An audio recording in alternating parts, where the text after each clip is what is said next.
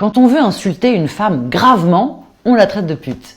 Et quand on veut insulter un homme gravement, on le traite de fils de pute. Bonjour, je m'appelle Noémie Delattre et je suis actrice. Je suis aussi autrice et metteuse en scène, mais ce sont deux mots que mon correcteur orthographique n'accepte pas. Non, il me les souligne en rouge, le con. Enfin non, il commence par me proposer en remplacement actrice et menteuse en scène, je vous jure que c'est vrai, et si vraiment j'insiste, il me les souligne en rouge. Sympa. Même si l'Académie française a eu l'extrême bonté de ne pas s'opposer à la féminisation des titres et métiers. Oh, merci Académie. D'ailleurs, petite parenthèse à ce sujet, il ne s'agit pas, comme le prétend l'Académie, de féminiser les mots, mais il s'agit de les démasculiniser, puisque le mot autrice, par exemple, existait jusqu'à la fin du XVIIe siècle. Bref, tout ça pour dire que, pardon, mais c'est pas évident d'être quelque chose qu'on ne peut même pas nommer. Vous voyez, ça n'aide pas, si vous voyez ce que je veux dire. Comme par exemple le fait que les mots plombier et vainqueur n'aient pas de féminin. Bon, plombier c'est moins grave, mais vainqueur, ça prédestine un peu les femmes à l'échec, non? D'autant que même quand le féminin existe, le sexisme du langage a la vie dure. Par exemple, on dira toujours, par défaut, comme ça, sans réfléchir, naturellement, un chirurgien, une infirmière, un président, une secrétaire, un directeur, une assistante, un séducteur, une salope. Il y a quand même des perspectives plus brillantes que d'autres, non? Mais je vous rassure, il y a aussi des mots qui n'existent qu'au féminin. Pute, par exemple. Pute qui est un mot magique. Ça, je m'en suis rendu compte il y a pas longtemps. Quand on veut insulter une femme gravement, on la traite de pute. Et quand on veut insulter un homme gravement, on le traite de fils de pute. Est-ce que ça serait pas ça la double peine? Et je n'oublie pas ça le con, bien sûr, qui pour insulter les hommes, agresse encore le sexe des femmes. C'est-à-dire qu'à un moment, c'est toujours les femmes qui prennent. Remarquez, c'est normal. Elles valent moins que les hommes. Si. Et c'est d'ailleurs pour ça qu'on dit le masculin l'emporte sur le féminin. Ah, vous croyez que c'était un hasard? Que c'était comme ça juste parce que c'était plus simple? Ah non, pas du tout. Non, c'est une loi édictée en 1647 qui dit que le masculin étant plus noble, il prédomine. Sympa. Oui, jusque-là, des lois tout aussi simples s'appliquaient, notamment la loi de proximité. Un homme et une femme sont belles, une femme et un homme sont beaux. Et la loi de majorité, voilà, 1000 femmes et un homme sont belles, une femme et 1000 hommes sont beaux. Simple. D'ailleurs, à ce propos, il faut savoir que l'écriture inclusive, c'est pas seulement les points, c'est aussi ça. Mais bref, pour en revenir au masculin qui l'emporte sur le féminin, c'est pas rien comme expression quand même. Non mais, faut entendre les mots.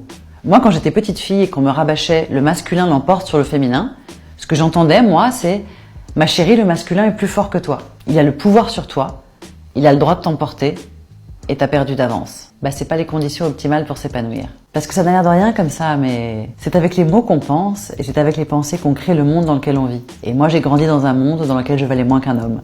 Mais il n'y a pas que moi, C'est pas parce qu'on s'en rend pas compte qu'on n'est pas concerné. Vous savez quand même qu'on nous a vendu pendant des décennies un suffrage universel où les femmes n'avaient pas le droit de vote. Non mais c'est fou, Ça gênait personne. Oui, c'est le suffrage universel! Ah non, pas toi en revanche. Ni toi, ni toi, ni toi, ni toi, ni la moitié de l'humanité. Dingue, non? Bah, c'est normal, on parle des droits de l'homme en même temps, faut être cohérent. Et à tous ceux qui m'ont dit « Oh, écoute, oui, Noémie, on dit les droits de l'homme et pas les droits humains parce que homme avec un grand H, ça veut dire humain.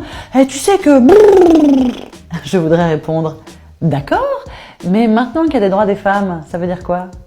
Que les femmes ne sont pas des humains? Eh non, c'est pas drôle, c'est chiant. » Voilà, donc à un moment, ça suffit. Il serait peut-être temps de faire comme tous les autres pays du monde et parler de droits humains. Tant que les Blancs ne considéraient pas les Noirs comme des humains, ils les traitaient comme des bêtes. Tant que le générique d'humain sera homme, les femmes ne seront pas traitées à égalité. Non, le masculin n'est pas neutre. Tiens, puis à propos de femmes, de noirs et de mots, j'ai un petit jeu. Un petit jeu génial pour savoir si un propos est sexiste ou pas.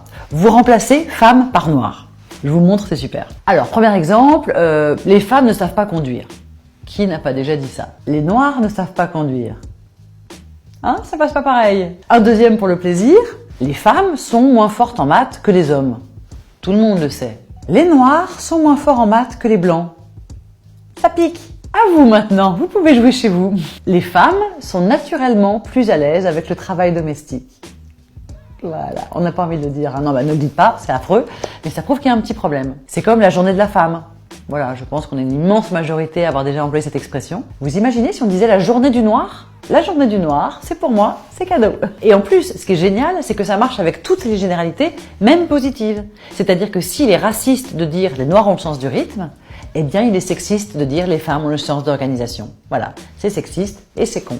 C'est même d'ailleurs la définition du sexisme ordinaire. Confiner les femmes dans les stéréotypes de leur genre et les hommes dans les stéréotypes du leur. Dire les femmes sont comme ci, les hommes sont comme ça. Les femmes font ci, les hommes font ça. Rose, bleu, maman gâteau, papa boulot. Et toi ma fille, ma chérie, tu n'aimes pas particulièrement te battre et tu n'as pas très envie de gagner. Alors tu resteras toute ta vie seconde, deuxième, femme de, fille de, assistante de, un petit pas derrière l'homme, moins reconnu, moins payé, moins vainqueur. Et toi mon fils, mon chéri, tu n'auras jamais mal et tu n'auras peur de rien. Tu ne montreras jamais tes faiblesses. Tu vivras caché avec tes peines et tu te battras tout seul contre tes démons. Parce que tu es fort et parce que tu es vainqueur et parce que les hommes sont des guerriers et que les femmes sont délicates. Et alors pour bien voir jusqu'où va la connerie de ce genre de stéréotype, puisque les femmes sont supposées être douces et délicates et les hommes guerriers et vainqueurs, si vous voulez gagner la guerre, vous envoyez qui? Jeanne d'Arc ou Éric Zemmour? CQFD. Et pour changer les mentalités, j'ai une proposition à vous faire. Vous savez que si vous êtes une femme en France, la devise de votre propre pays vous exclut purement et simplement liberté, égalité, fraternité. Ah bah pardon, fraternité c'est pour les frères, sororité c'est pour les sœurs, et c'est solidarité qui est pour les deux. Là, on exclut juste la moitié de la population. Vous imaginez si la devise c'était liberté, égalité, sororité?